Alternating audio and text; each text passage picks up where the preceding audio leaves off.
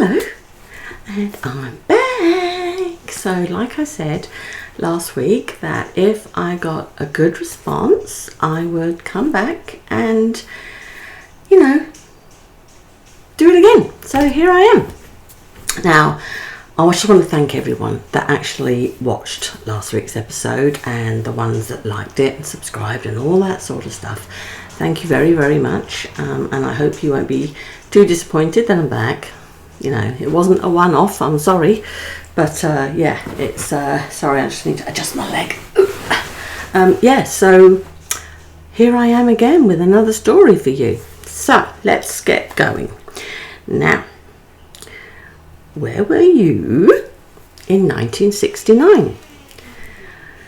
Well, for my part, I was an itch in my dad's pants because I wasn't born yet. And I am willing to bet quite a bit of money that most of you weren't born either. Yeah, would I be right? Yeah, I probably would be right. If you were born and you're as ancient as I am, or actually more ancient than I am, then, you might remember a couple of things that happened in 1969. So, apparently, and this is allegedly, there was a moon landing. Now, I know a lot of you are going to come back at me and say, no, there wasn't. It was all recorded in the studio. And it's like, actually, I believe it happened. But, yeah, so there was a moon landing. Another thing happened. There was a big concert in New York. I think it was New York. Woodstock? Was it New York? Let me know if I'm wrong, please. But I'm thinking it was New York. I would have loved to have gone to that. But I was an itch. So I wasn't going to be going, was I? So that happened. And apparently over in the UK, the Beatles recorded their last ever album, Abbey Road. What an end of an era. Oh my God, what a successful 60s they had. I did try and see if anything happened in Australia in 1969 and no, nothing of note. Apparently around the world that involved some Australians, there was some plane crashes and stuff like that, but nothing major. So, apart from all of these world events, a little town in Victoria lost a much loved little girl. Her name was Yvonne, and she is still missed to this day. Of course she is.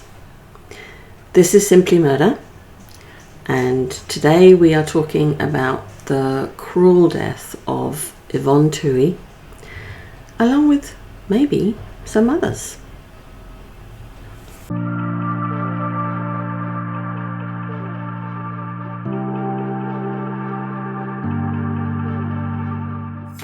So, where are we? We are in a little town called Warneet, and when I say little, it is really little because there's like 500 people live there, so it's like hardly a major town.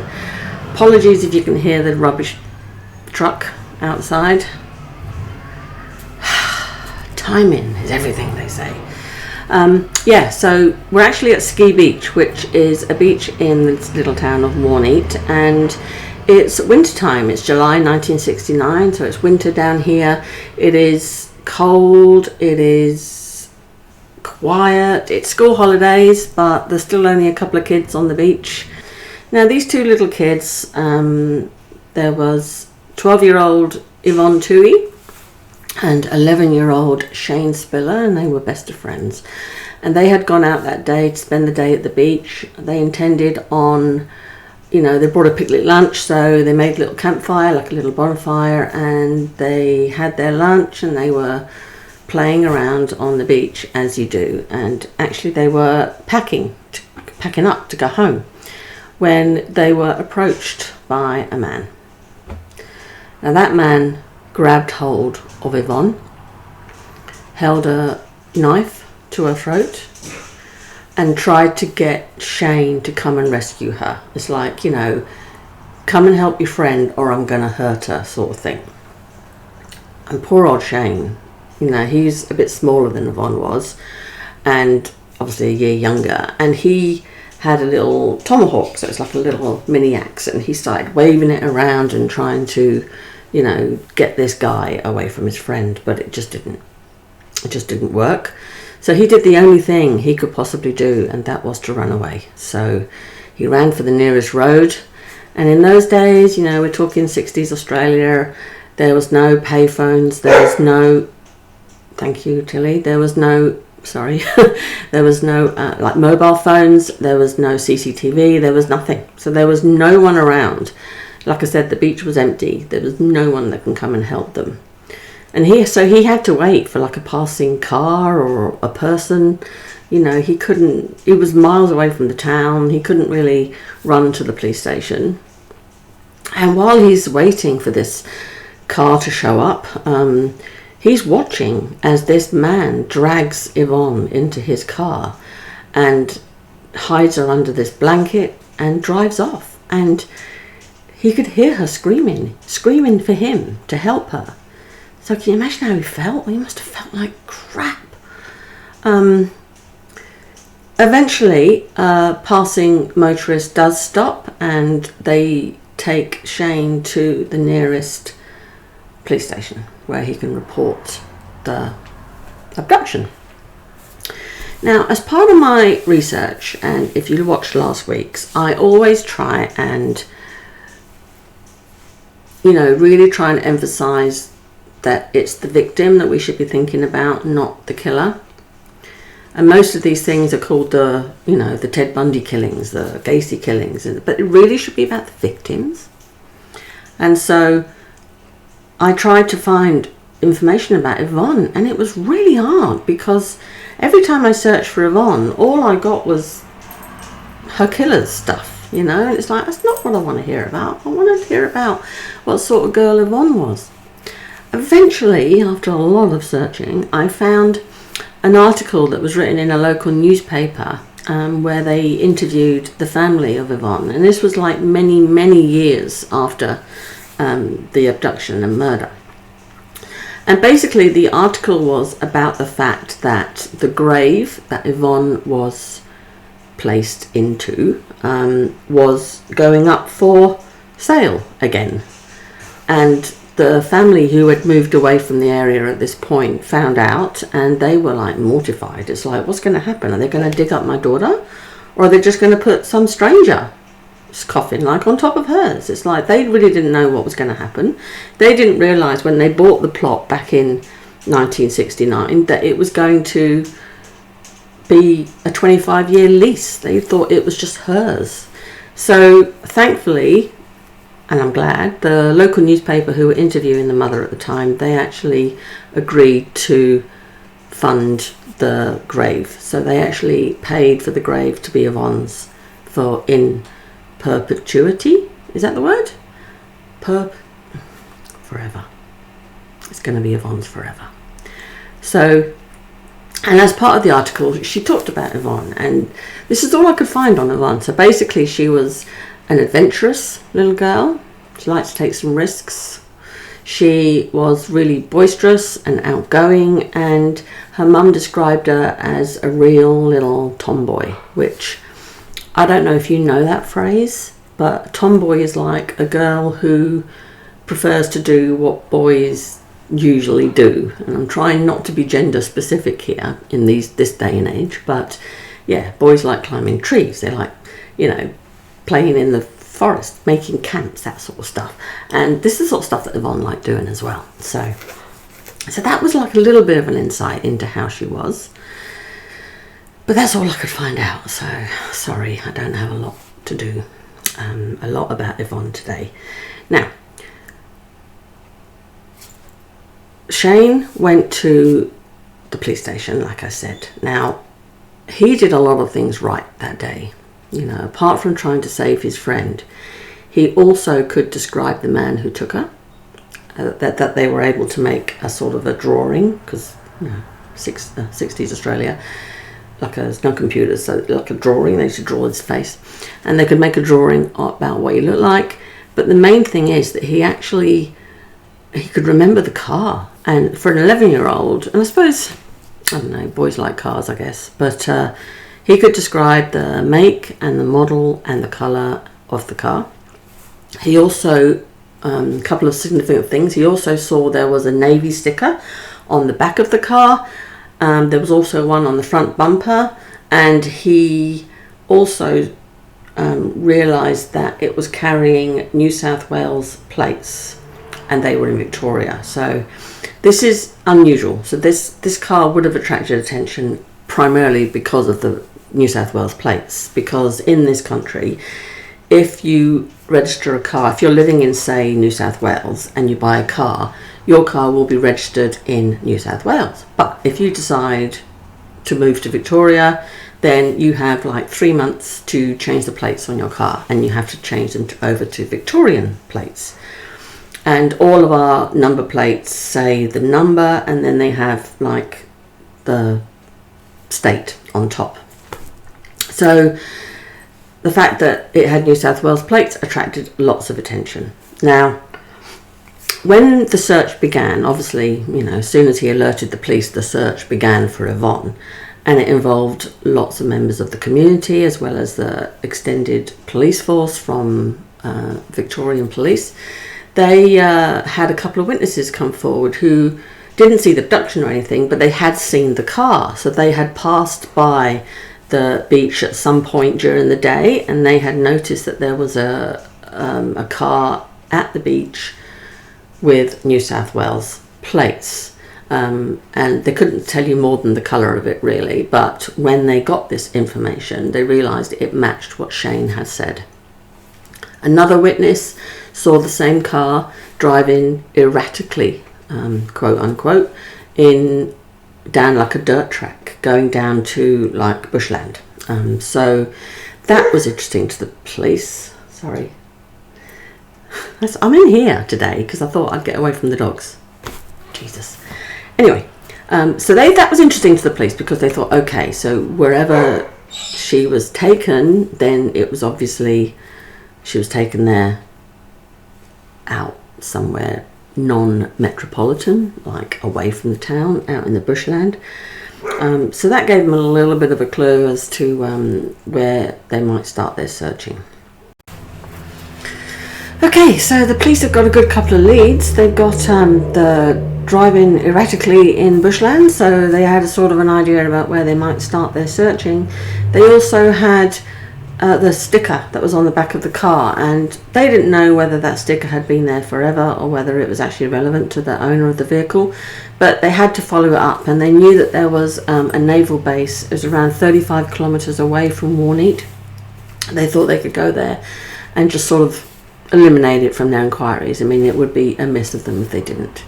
So while the search is continuing for Yvonne, the police take Shane and they go down to HMAS Cerberus, which was the name of the local closest naval base. Now, obviously, you couldn't just walk straight onto the base. It's a military outfit at the end of the day.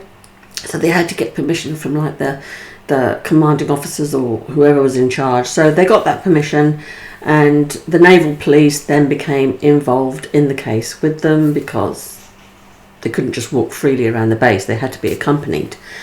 So the naval police took them out to where all the naval people park their cars, and Shane spots the car immediately. So bingo, there's the car, and sees the bumper sticker, just knows that it's the car. So obviously, because the car is on the base, they can link it back to whoever owns the car. So naval police found that out, and a tannoy announcement goes out over the tannoy. Over the tannoy, could Derek Percy, which is what his name is, could he please come to the office? Meanwhile, Shane is taken back to the police station. He's not needed there anymore. Obviously, Derek Percy isn't going to come to the office because he probably realises that he might be in some trouble. So the naval police accompany the detectives to his barracks to the area where he sleeps and where all his belongings are, and he's not there either. But when they talked to a couple of guys in the area, do you know where Derek Percy is? They said, yeah, he's down in the laundry room doing his washing. Bit of a red flag to the police, because what if he's getting rid of evidence? So they rushed down to the laundry room, and before they could enter, the naval police stopped them from entering, and they said, you can't go in there, this is our jurisdiction, blah blah blah.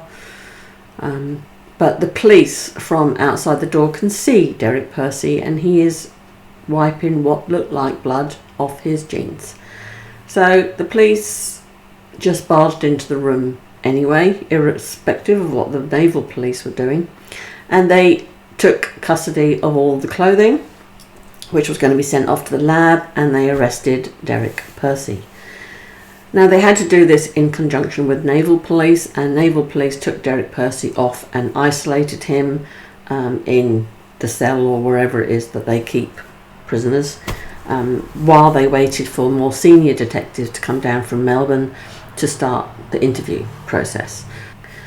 Now, while they're waiting for the detectives to come down, they are searching the car, and nothing really to link Yvonne is found in the car, like none of her belongings or anything that they could see, but they did find various knives, and one of them was bloodstained.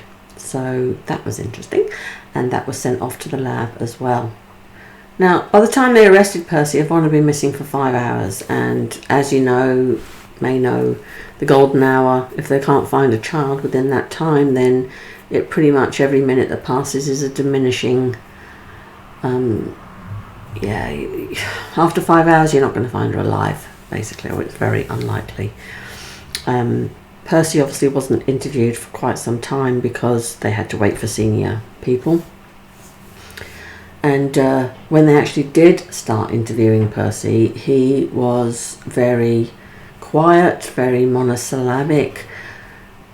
The most they could get out of him was, I can't remember. What were you doing earlier this evening? I can't remember. So another amnesia case like last week's. But, one of the interviewing officers that had come down from Melbourne was very, very experienced. I'll put his name in the description. But he sort of knew how to get Percy to talk. And eventually, Percy came out with the statement they were waiting for. And that was, yeah, I killed her. I can take you to her. She'll be dead. That was it. So he'd made that admission. He could be formally charged now, but they really wanted to get to Yvonne. Even though they knew that she wasn't going to be alive, they still, for the family's sake, they just wanted to get to Yvonne. And back then, there was no family liaison officers. There was no one telling the family anything. No news or anything like that. There was no reporters. So they didn't know anything until the police told them. So they were at home or on the search or whatever, and they were just waiting for news. Now, by the time they got this admission from Percy, Yvonne had been missing for 10 hours. So it did take a long time to get that admission out of him.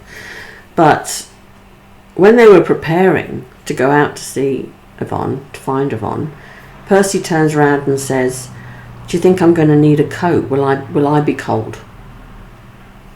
It's like, what the fuck? It's like you're trying to... You've admitted that you've killed her, and you care about whether you're going to get cold or not? I mean, how psychopathic is that? Completely emotionless. Well, they take Percy out to the site, and he leads them straight to the body. No deviation whatsoever. They limit the amount of people that go to the body because they really want to protect the crime scene. And I'll put up some photos of the area where they were. Obviously, I have not got any crime scene photos of Yvonne, and even if I did, I wouldn't put them up because it's disrespectful as far as I'm concerned. And if you search, you won't find any. But this is the area where she was found. And as you can see, it's quite grown up and everything. Like, with vegetation. So it's easy for a body to be hidden, and it's easy for the perpetration of the crime to happen. So yeah, this is where she was found. And she was lying stretched out on the ground. She had her hands tied behind her back. She had a gag in her mouth which was secured with rope. She had had her throat cut from one side to the other side, and she had been disemboweled.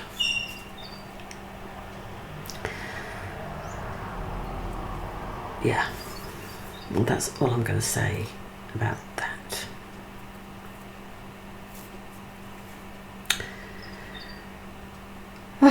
Now, back at Cerberus, the police who were left behind to do the search of his stuff came across some drawings of his which portrayed children in like a violent, it was very graphic pictures of violence and children were found that he'd drawn.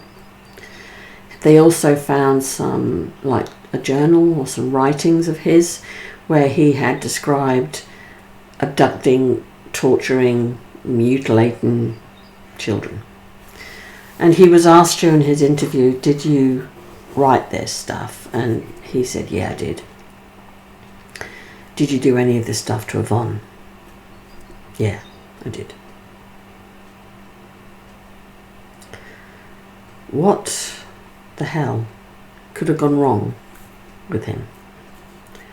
Was his childhood such that he was always going to grow up to be this disgusting, depraved person? You know? And as part of an investigation, and especially if you are interested in the psychology of murder, like I am, then you really do have to go back and spend a lot of time trying to work out whether there was anything in his past that could possibly contribute to his personality as a man. And I look back at Percy. I mean, he was the oldest of three boys. He was born in 1948. He was really good at school. He was top of the class. He used to collect stamps. He was very close to his mum. He was described as being a loner in primary school, didn't have very many friends. And that was basically him. He was a bit of a nerd. And then he goes to high school and puberty hits. And when puberty hit, that's when things changed for Derek Percy. So if you have been interested in true crime for a while, then you will know that there are various factors that can come into place in a child's background or a person's background, which sort of gives you a hint that they might turn into a depraved killer. And the FBI did that program Mindhunter that was on Netflix. So that sort of described the FBI going and interviewing lots of serial killers and seeing if there was any correlation in their backgrounds as to indicate that who they were going to grow up to become. And they called it the McDonald triad or McNaughton triad. I can't remember now. But there was three things which was in nearly all of their pasts. One of them was enuresis, so bedwetting up until into their teens. Another one was cruelty to animals, and another one was setting fires. So I suppose that was back in the 60s and 70s when they were doing it. But I think nowadays, if we were to interview all those killers again, and maybe the ones that have occurred since the FBI did that initial research, then I think we could probably add in a dysfunctional home life, maybe parents separated, no male figure, like role model, and maybe abuse or molestation in their childhood as well. And I suppose we could add all those in. If we think about all those different things and try and apply them to Derek Percy, none. He didn't have any of them. You know, he didn't wet the bed. He didn't, harm animals. He didn't set fires. He wasn't molested or abused, and his family was not dysfunctional. So there was really no hints there whatsoever that he was going to kill kids in his future. Now, when he did hit puberty and things started to change for him, the family, like the parents and that, must have been aware that something was going on, because he was the eldest of 3 boys, and his 2 younger brothers were allowed to go out unsupervised and do what they want all day and come back whenever they want. But Derek Percy wasn't. Derek Percy, his mum used to say, where are you going? What are you going to be doing? And what time are you going to be back? So they sort of wanted to know a little bit more about what Percy was up to. And that is because he used to jump fences into people's gardens, and he would steal underwear and clothes off the fences. And in Australia, that's called a snowdropper. So he was known to be the local snowdropper. He also was found by the neighbour. He was going through her underwear drawer. All of this was reported back to the parents, and nothing was done about it. He was found by some kids trying on underwear and women's clothes out in the bush, but nothing was done about it. Now, don't come at me talking about trans and stuff, because this was 60s Australia, and it is very unusual for boys back then to do this sort of stuff. Okay, so nowadays we probably wouldn't think twice about it. Okay, so he likes trying on women's clothes, so what? He might be trans, so what? But back then, not the case. Okay, so back then you just didn't do it. He did actually get taken to a doctor on one occasion by his parents, because he kept soiling himself. So he wasn't wetting himself like a bedwetter, but he used to shit his pants, basically, and he'd be crapping himself. So he was actually taken to a doctor at that stage, because they didn't know whether it was a physical problem or what. But the doctor turned around and said, look, all this stuff he's getting up to and soiling himself, that is something he'll grow out of. It's just a phase. Well, it wasn't a phase. He didn't grow out of it. And he went on to become this horrible, horrible person. Now, I am in no way saying that children who dress up in women's clothes or underwear are going to grow up to become sadistic, depraved paedophiles. I'm not saying that, okay? I'm just saying what was going on in Derek Percy's life when he was younger. And I'm saying it because that is the only thing that was going on. None of the other stuff that I said about before, like the FBI stuff, none of that was going on. He wasn't showing the signs of a killer when he was a teenager.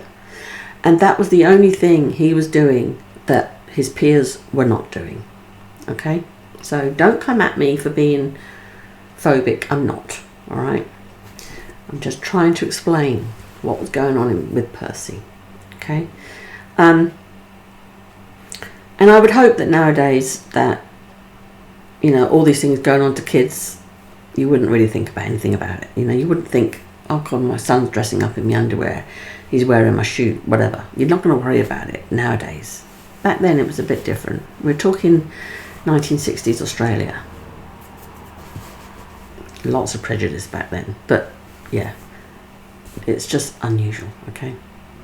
Now, he ended up leaving school in 1966. He had to repeat year 11. He wasn't very happy about that. And when he ended up going into year 12, he ended up leaving, and he went straight to the Naval Office and signed up.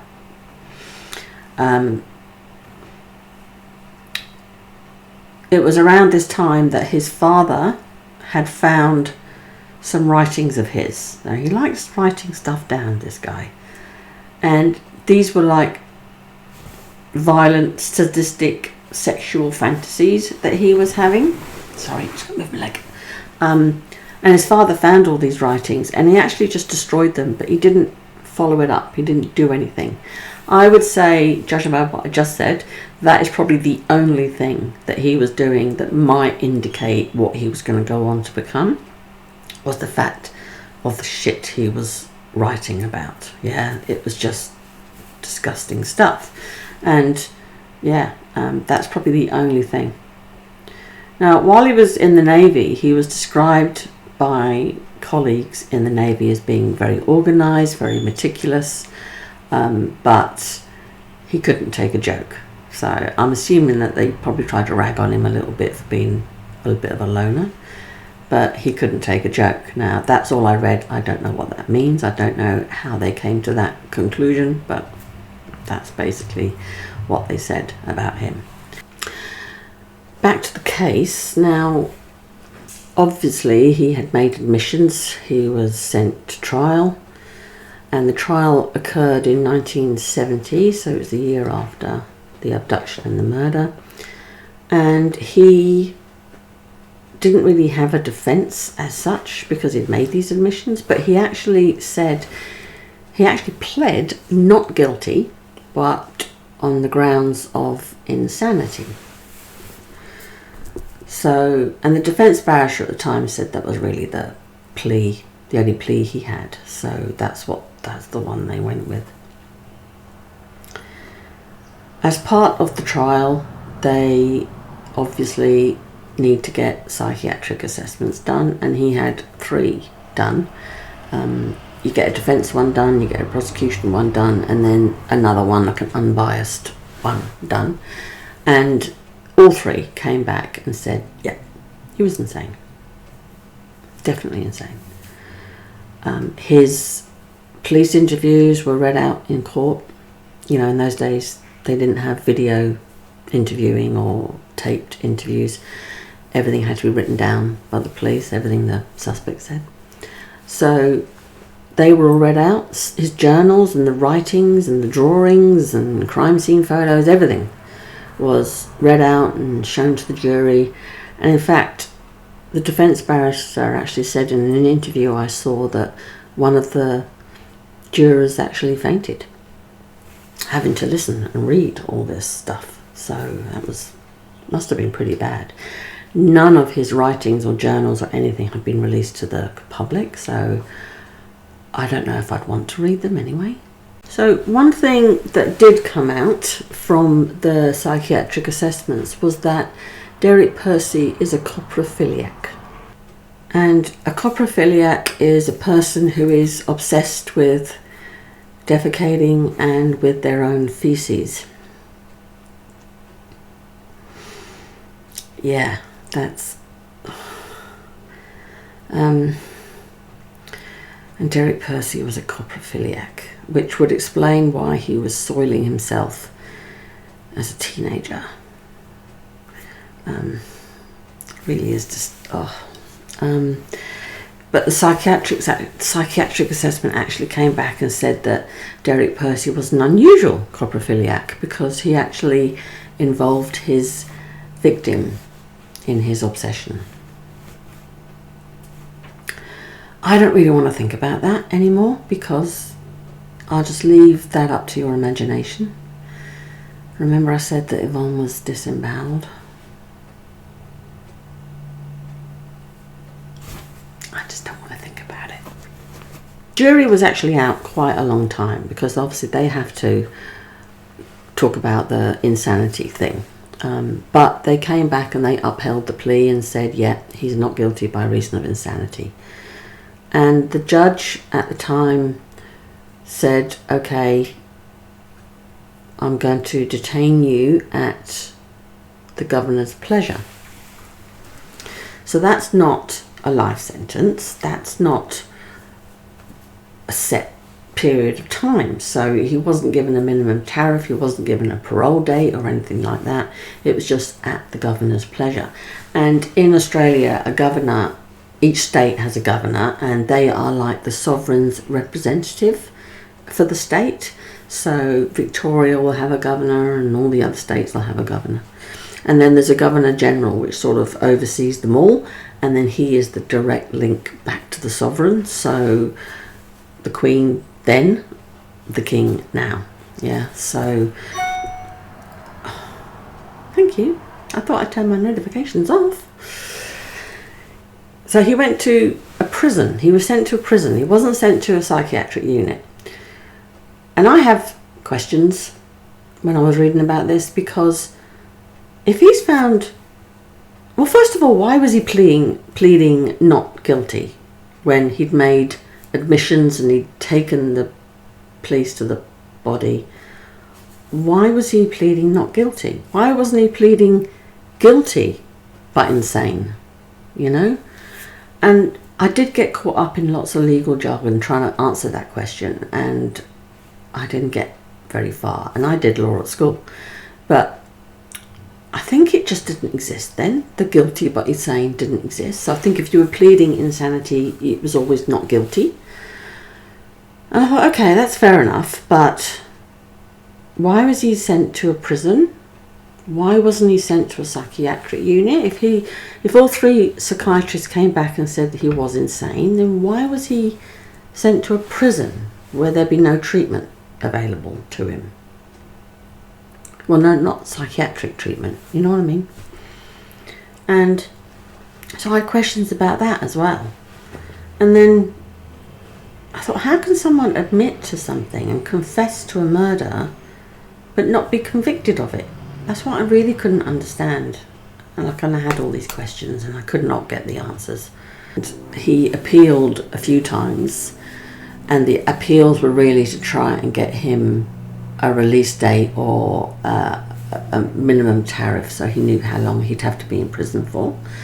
And each time it was denied, and in 1998 he actually went for he wanted a full retrial and everything.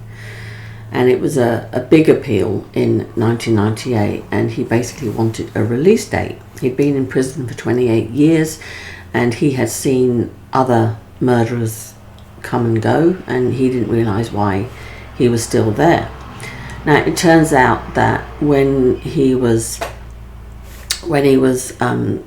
making all these appeals, he wasn't seeking treatment for his disorder, whatever his disorder is. So, and that's what the appeal judges said. They said, you haven't addressed your sadistic cruelty and your sadistic interest in children. So, you've never sought treatment for your sadistic paedophilia, and that's basically why he was being refused release. So what does Percy do? He enrolls in like a one-to-one program for sex offenders in prison. Now, call me cynical, but I don't think he wanted to get treatment. He just wanted to get out. Oh, this man makes me so mad. Now, while he was in prison, by the way, this program for sex offenders didn't get anywhere. He didn't actually, I don't even think he completed it. While he was in prison, he was described as being a model prisoner. We've all heard this before. He was the block's tennis champion, prison's chess champion. He started his stamp collection again, and he was described as being one of the wealthiest prisoners in Australia. And the reason why he was one of the wealthiest prisoners in Australia is because, according to Commonwealth regulations and the fact that he was not convicted of a crime, because he was found not guilty, he was able to receive his naval pension for the entire time he was in prison. He ended up, in total, earning, well, he didn't even earn it, but he got around 300,000 Australian dollars over the course of his internment. And at the time of his death, there was still around 200,000 left in the bank. So, where did all that money go? I mean, I'm assuming it's gone into the government's pockets, but shouldn't it have been given to the victim's family? Or Shane? Remember little Shane? I'm going to talk about him in a minute, but surely he could have done with some of that. Oh, he definitely could have done with some of that money, and I'm sure the victim's family could as well. But no, I don't know where it went. Tried to find out. Don't know where it went. Now, what of little Shane Spiller? Brave little boy who helped catch this monster. He had a pretty tragic life. He never really got over what happened that day. And one thing that completely haunted him was he had to do, when they'd caught Derek Percy, he'd had to do an ID parade. And back in those days, it wasn't behind glass or two-way mirrors or anything like that. He had to physically walk the line in front of them and stop in front of Derek Percy and touch him on the shoulder and say, "This is the guy." And he did that. He had to do it, and he did it. Very brave little boy. And he did it, and he stood in front of Percy, touched him on the shoulder. I'm assuming he could reach it, but touched him on the shoulder and said, "It's him." And he said that the look that Percy gave him haunted him for the rest of his life, because he could just see the murderous intent in Derek Percy's eyes. In 1998, when he was told that Derek Percy was applying to be released, appealing, he tried to kill himself twice around that time, because he was absolutely terrified that Derek Percy was going to get released, come back and finish the job. Finish him off. He was absolutely convinced of it. He ended up in abuse of alcohol and drugs, had an absolutely terrible life, was diagnosed with anxiety, depression, and he had this paranoia that Percy was going to get him one day. After 1998, Derek Percy didn't get out, but that didn't really change anything for Shane Spiller. He was still absolutely terrified, and you got to feel for the guy. He's he did nothing wrong, did everything right. In 2002, he was reported as being missing. He's never been found. I can only assume that he took his life. One more for Percy, as far as I'm concerned. One more for Percy. So that's basically Yvonne Tuohy's story and Percy's story. But it's not really the end of the story, because although he was only 20 when Yvonne was murdered, there are various child abduction and murder cases that happened in the 5 years prior to Yvonne's murder, which police are still investigating to this day, and they really do feel that Percy would have been a person of interest in those cases. And I just want to briefly talk about them today. I'm not going to go into huge detail. I think if you want to know the rest of the details, then I can either do them in a separate video, or you can do your own research. But I do want to talk about them. But before I do, because the police were still investigating up until today, they're still investigating some of these child cases. As part of their investigations in 2007, they actually discovered a unit that Percy had been renting using his naval pension. And this unit was absolutely full of Percy's belongings, and it's stuff that he'd sent to the unit from prison. And it had lots of journals and diaries and lots of drawings and videos, writings, lots of stuff. They also found some street maps, and there'd been some markings made in the street maps, like handwritten markings, which were quite interesting because they related to some of the other murders that Percy was still being investigated for. And even though Percy died in 2013, they're probably never going to be able to close these cases, but it's they're still open. Kids have gone missing, kids have been killed, families want closure, the police are not going to stop. Now, the first case I want to talk about is a very famous Australian case, and if you live in Australia you would have heard of this case, but it is the missing Beaumont children. And they've almost described it as being like the Australian Jack the Ripper, because there have been so many people have been suspects in this case, but it's all come to nothing so far, and Derek Percy is one of those suspects. Jane, who was 9 years old, Anna, who was 7 years old, and Grant, who was 4 years old, were the missing Beaumont children who went missing in 1966. They had taken the bus to Glenelg Beach, which is in Adelaide, South Australia, and they'd made this journey several times before. They'd often gone with their father, but on this occasion the father had to work, so they'd gone on their own, and a couple of witnesses had seen them playing with a man on the beach, and they weren't scared of this man. They seemed to be as if, you know, they knew him and they weren't scared.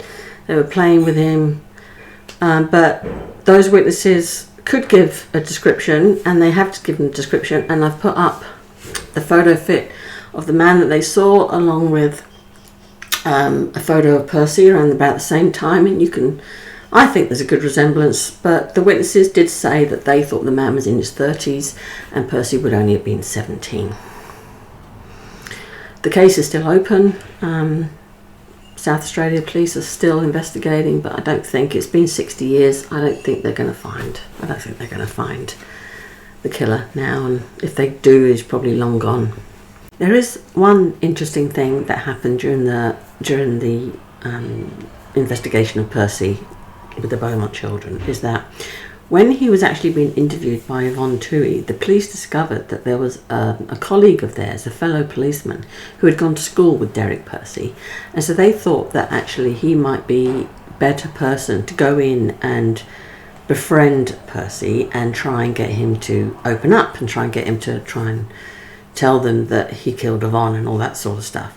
So he actually did go in, and he did go and speak to Percy in prison while he was like on remand and stuff, and like while he was arrested but not been through court yet, if you know what I mean. Yeah, he actually did go in and talk to him, and Percy turned round and said regarding the Beaumont children, because although he was asking him about Yvonne, he was asking him about other cases as well, and he did ask him about the Beaumont children, and all that Percy would say is, "I was there at the time." It's not an admission, but yeah, that's what he said to his friend, who of course reported it back. But yeah, I was there at the time. Another case, another famous unsolved case, is the Wanda Beach murders. These were the found murders of Christine Sharrock and Marianne Schmidt. They were two 16-year-old girls who were living in the Sydney area. It took place in 1965, so the year before the Beaumont children and 4 years before the Yvonne Tuohy murder. The two girls had taken their siblings to Cronulla, which is south of Sydney. These two girls, although they look very alike in the photos, they actually were just best friends, and they took a train ride with their siblings to Cronulla in New South Wales, and from there they walked up to Wanda Beach. They had done this several times, and in fact the prior week they had also gone and they had been seen by a witness talking to another 16-year-old fair-haired youth, and again a description was put up, and I'm going to put up the photo fit as well for this one. This 16-year-old boy was seen talking to the two girls, and he had a sword in his hand and he had a knife in a sheath hanging off his belt. Okay, now the police feel that they had made arrangements with this boy to meet them again the following week. So when they'd gone the following week, they'd taken all their siblings with them, and they were playing around on the beach and stuff and had their lunch, and then round about midday they turned around and said, "Look, let's go for a walk in the sand dunes," but their siblings were like, "I'm too tired, I'm just going to stay here." So the two girls walked off into the sand dunes and were never seen again alive. The following day, their bodies were found buried in shallow graves up on the sand dunes. In fact, the person who found them saw a pair of feet just sticking out of the sand, and then as he looked over the way, he could see an arm sticking out of the sand. So they immediately called the police. Now, the girls had been found. They'd been obviously tortured and murdered. One of the girls was found to have a blood alcohol level, and they had not been drinking. Their siblings said they hadn't been drinking. There was no alcohol around. These girls were only 16, remember. And they did remember that unit I told you about that the police found in 2007? Well, it turns out that in some of his writings, Percy had written that a good way to get victims to be more compliant with what that he wants them to do would be to give them alcohol. So he had said this in some of his writings already, that alcohol's a really good thing, to get them to release their inhibitions and all this sort of stuff. So it was unusual that there was a blood alcohol limit. And there was also sperm samples found on one of the girls as well, and this was kept as evidence. Obviously there's no DNA back then, but it was kept. But over the years it sort of got mishandled and ended up getting lost, and so the police couldn't really use it anyway. So two things which could have implicated Percy really, but they couldn't really definitively say that it was definitely him. Police are pretty much sure that he probably was him. He was 16 at the time. He was the 16-year-old boy that they were talking to. Percy actually knew the area really well. He had a relative that lived next to Cronulla station, where all the kids had got off the train at, and he also had a grandmother which lived in the neighbouring suburb to where the girls lived. So, I mean, it's very, very tenuous, but, he was 16 at the time. He had these predilections. He wrote about giving alcohol to victims. Don't know. I think it might be him. Even if they found that DNA sample, there's not very much they could have done with it, even nowadays, because Percy is under no obligation to give a DNA sample to the police. And the reason is because he wasn't found guilty of anything. He was found not guilty. So because he was found not guilty, they can't force him to give a sample. So even if they still had that DNA sample from the Wanda Beach murder, there's nothing they could have done about it. And I really hope that now that law has been changed. I think everyone now has to give a DNA sample. I think you have to give it even before you're convicted or acquitted.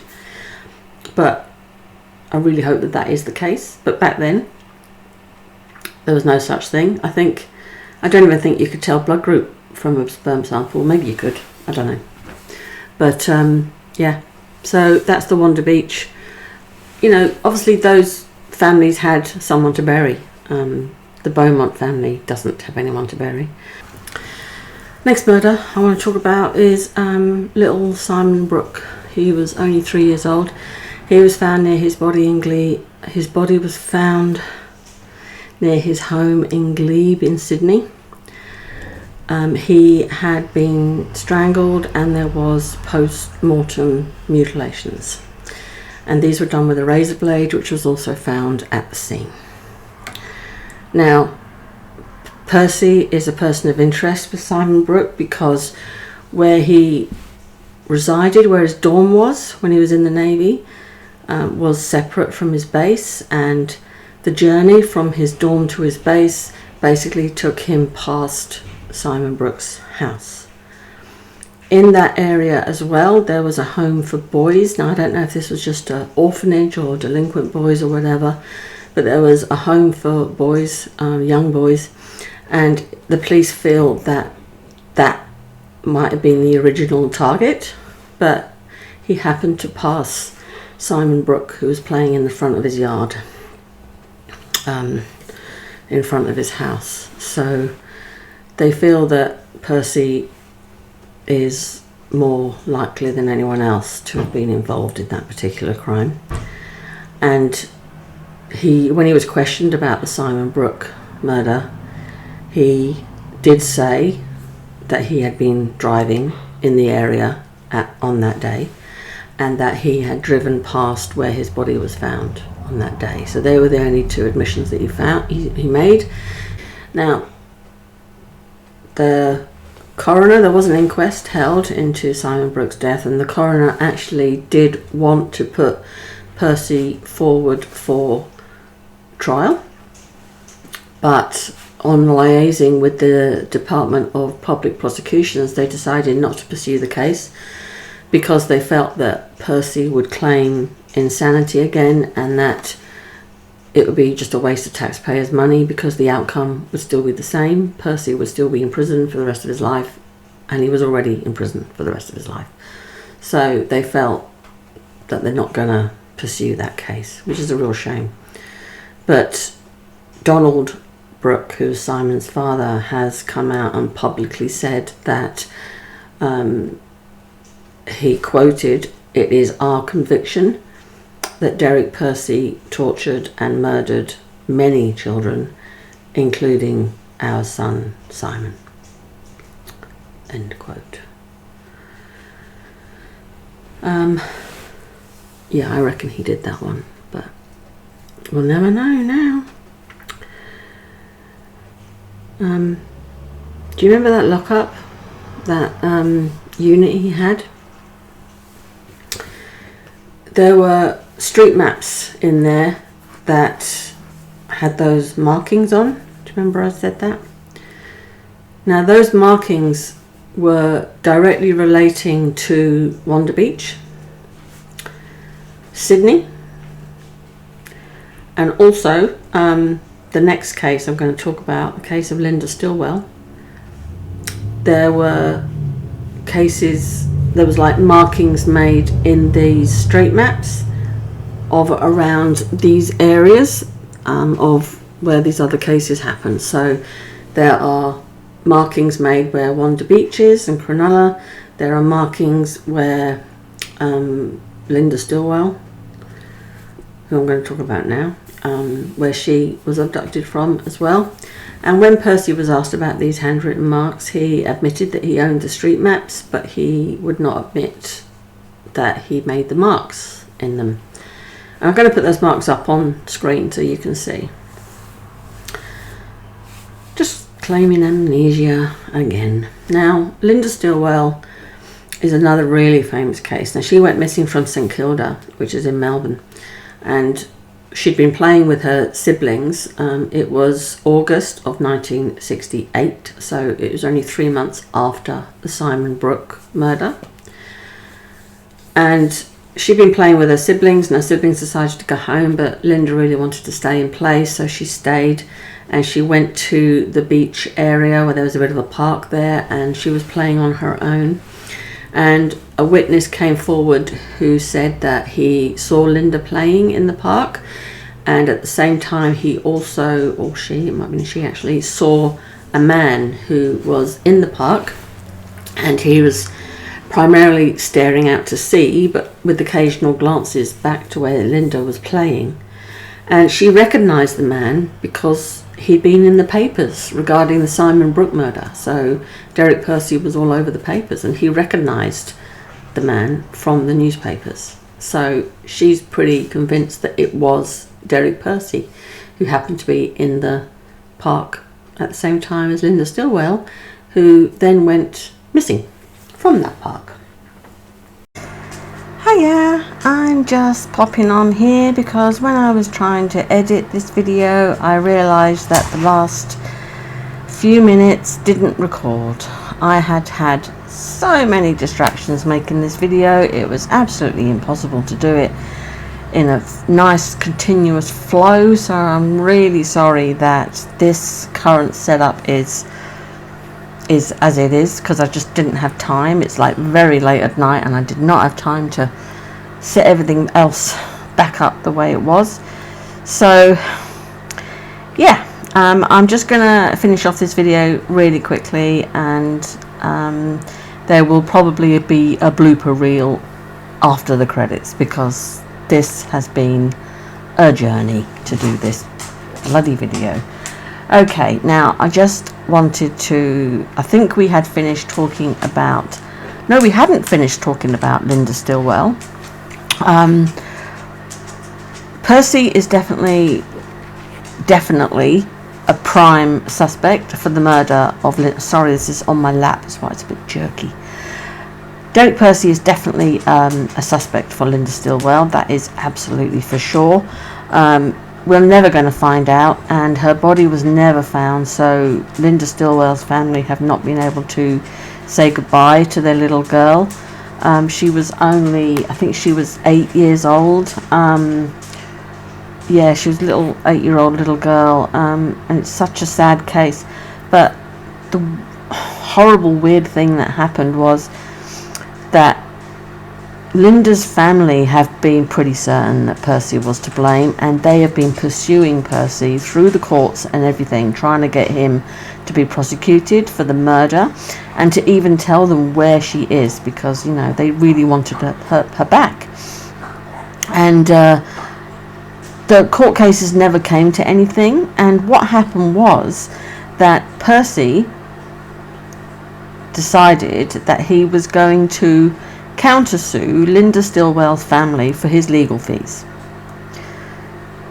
That was just a piss take, it really was. So he won that case, and he ended up owing,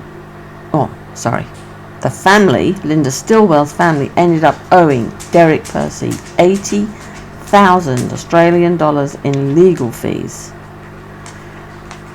This poor, distraught mother, who had lost her little girl and was grieving, now owed her alleged murderer $80,000. Well, I'm glad to say that never happened, and the Attorney General for Victoria stepped in and wiped that. There's no way that was going to be allowed to happen. But Linda Stillwell's family still haven't received their closure, and they still don't know where the little girl is, and now that Percy's dead, they're never going to find out. It's really sad.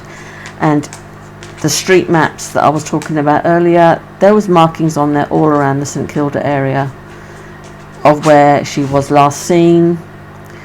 And so it's very likely that he was involved in that. He admitted to owning the maps. He wouldn't admit to making the markings. And he's never admitted to killing Linda Stillwell. Again, it's been the same old excuse. Yeah, I could have done it, but yeah, I don't think, I just can't remember. The search for Linda Stillwell went on for a long time. They ended up even dredging the beaches all around St Kilda because they thought that maybe she drowned initially and had been washed out to sea and then washed back in with the tide and then covered up with a load of sand from the tide. So they dredged the beaches and the shallows. They went into all the ships that were docked around the St Kilda area, and they just could not, they didn't find her. So, it's very ongoing, but Percy is still a person of interest, and if any evidence comes to light, then, hopefully, posthumously he will be convicted, I guess, but, yeah. The other thing I want to clear up, when I was doing my editing, I didn't really make it very clear, but when the inquest into Simon Brooke occurred, and then further discussions were made about whether they were going to prosecute Percy or not, this all happened after Derek Percy had already been convicted for the murder of Yvonne Tuohy. So that's why I said that the Department of Prosecution and the coroner decided not to pursue the case, because they felt he would just claim insanity again, and the outcome would be he'd just be sent to prison for the rest of his life again. And so that's why they didn't bother wasting taxpayer money in pursuing a court case that they know would have the same outcome as the Linda Tuohy case. So that's why they didn't pursue it. Now, there is a final victim, which I sort of hesitated about whether I would include or not, but I've decided just to stick him in here just in case. 6-year-old Alan Redston, who lived in Canberra. He was found dumped in a muddy creek in I've just got to have a quick peek. Yes, it was September 1968, so it was only the month after Linda Stillwell had disappeared. This was in Canberra, so not that very far away, and he was found in this muddy creek. He had a ligature around his neck, and it was like a plastic ligature around his neck. He had been strangled, but there was no post-mortem injuries in this case. So Derek Percy was actually in Canberra at the time. He's got relatives that live in Canberra, so they think that he could have been visiting and just happened upon Alan Redston and took the chance he had. Opportunistic killer, a lot of these paedophiles are. But the thing that came out in the investigation was the police discovered that there had been many incidents of bullying in the area by other children, and that bullying had taken the form of trying to choke people, putting plastic bags over their heads and tying them up. And this is the circumstances which they found Alan Redston. So the police at the time felt that it was likely to be a bullying incident that just got out of hand, and they are pretty convinced that they actually spoke to the person who was probably involved in that incident, murder, I suppose. I assume he wasn't arrested or anything because he was a child, but the police are pretty convinced. But there is one thing, and the reason why I included it is because one of the bindings that was around Alan Redston's body was an old school tie, and it happened to be the same tie that Derek Percy used to wear when he was at school. So that's why I thought I'll add him in. You know, there's just a couple of coincidences there. So that's where I'm going to leave it for now. I apologise for having to come in with this all different setup and everything, but I really wanted to clear up a couple of things, and I had so many distractions, so that's why the last bit didn't get recorded. Now, I would really love some comments from you. Did he or didn't he do any of those murders? Do a little bit of research yourself. There's more details out there. If you want me to make separate videos for Linda Stillwell or any of the others, Simon Brooke or any of the others, then just let me know. I can do a separate video. It probably wouldn't be a very long one, but I could do one. Send me your comments. How do you feel about this guy? I mean, do you think that there was anything in his childhood that really did, you know, predict that he was going to turn out this way? From my own point of view, I don't even like looking at his face. The initial face, the black and white image, is fine. I don't mind looking at that, but it's the other one with his big stupid long beard. He just has that look of contempt on his face, and I just don't even like looking at him.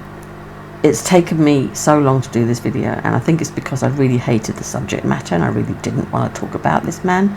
And I will probably hesitate to do another paedophile case because of this, because, you know, I've got children, and it's just sickening. It just makes you feel sick to your stomach. But I would really love to know what your thoughts are about it all. I will be back next week if everyone is okay with that. If you really think that you don't like my style, then let me know. I'll bow out or I'll change it, you know. I'm quite happy to just do voiceovers and you not see my face at all.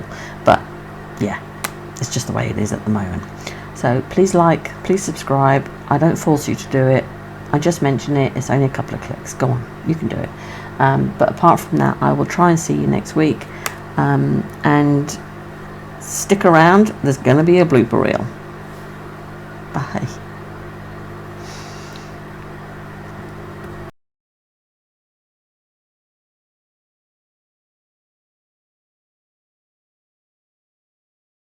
Apologies if you can hear the rubbish truck outside. Timing. There was no payphones. There was no... Thank you, Tilly. There was no... That was interesting to the police. Sorry. Oh, obviously.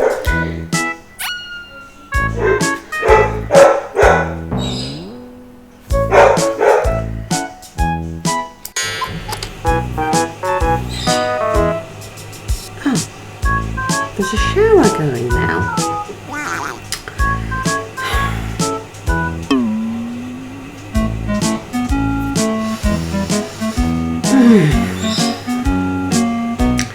Day 102. The shower is still keeping me captive. Will we ever get away?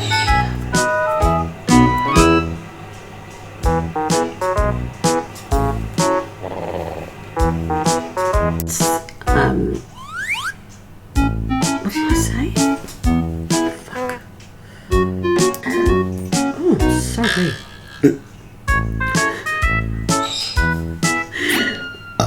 Your officers and stuff.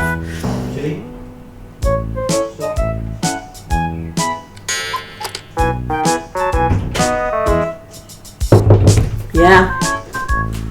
I think you need to take today's nappy off and put her outside. Do it then. You need to go to my room and get changed. Just pull off her. Well, she looked like she was in a pooping position. Oh, pull it off her and put her outside. Oh, fuck's sake.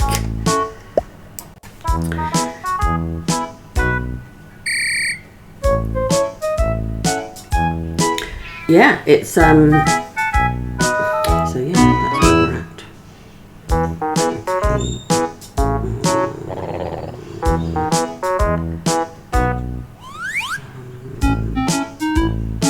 So,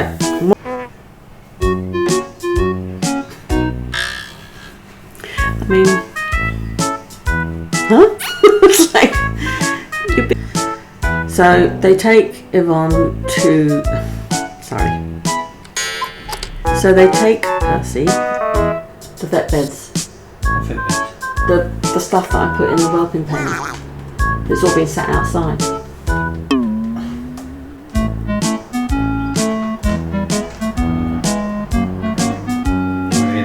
So the doctors this afternoon.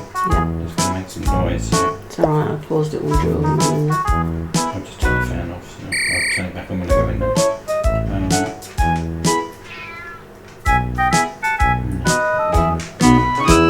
What the fuck are you doing there?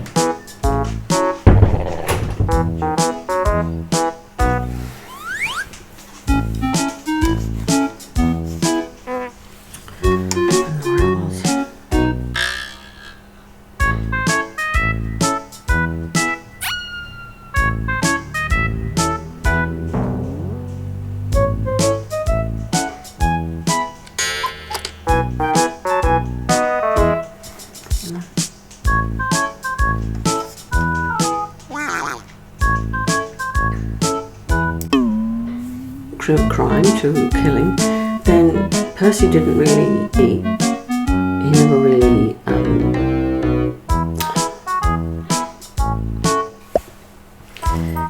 put me off.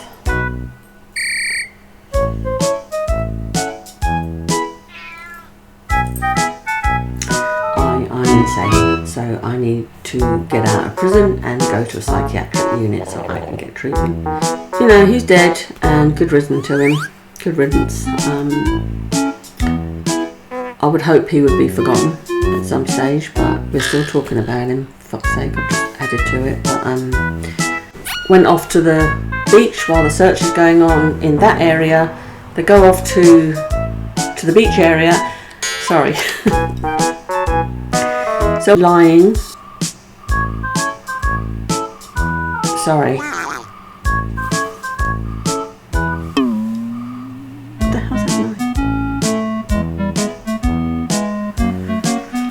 Yeah. They found Yvonne. I have to read it out because I can't remember it.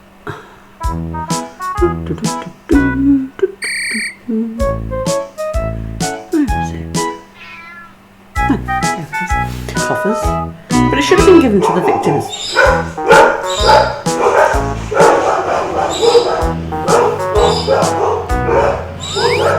And they had been seen by witnesses who did provide a photo fit. They had been seen. Oh, fuck. No.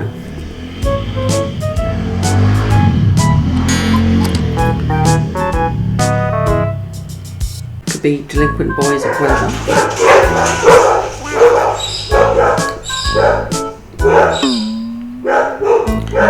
This is getting constant.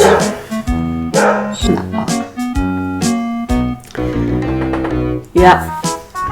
You going in now? Eh? You going into the shower now? Yeah, no, wait.